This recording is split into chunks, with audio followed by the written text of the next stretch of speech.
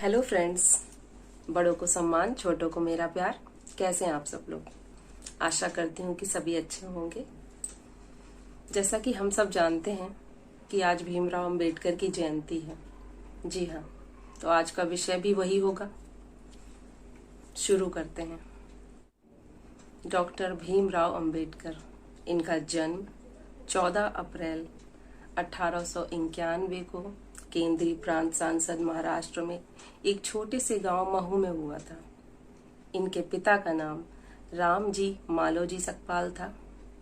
इनकी माता का नाम भीमाबाई था।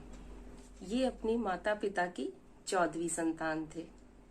इनके पिता ब्रिटिश भारतीय सेना में सूबेदार के पद पे थे। 5 वर्ष की ही आयु में इनकी माता की मृत्यु हो गई थी। बचपन में जब ये स्कूल जाते थे तो इन्हें छुआछूत का बहुत सामना करना पड़ा।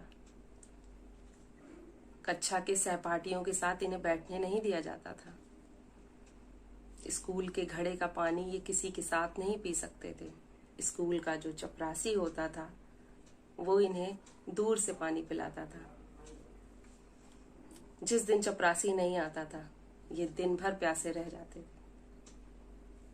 इनकी पढ़ाई बड़े जद्दोजहद में हुई। इनके पिता ने इनकी पढ़ाई नहीं रुकने दी। अंततः एल्फिंस्टन स्कूल में इन्हें एडमिशन मिला। हाई स्कूल की पढ़ाई करने के लिए गए।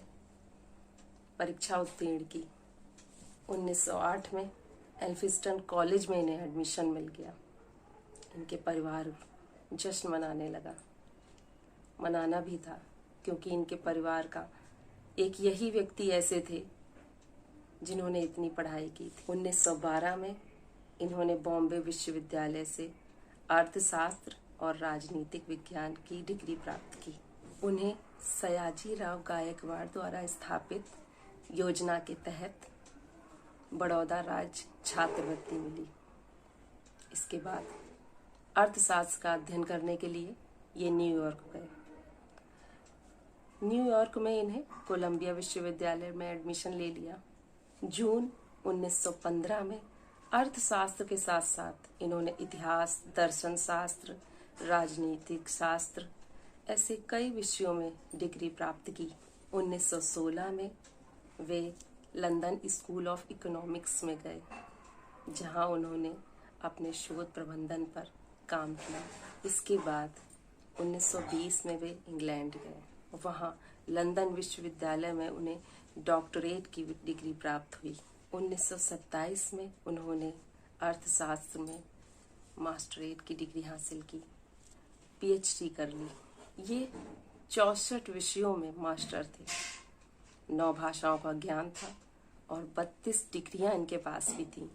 इन्होंने लंदन स्कूल ऑफ इकोनॉमिक्स में 2 साल 3 महीने में 8 साल की पढ़ाई पूरी की थी।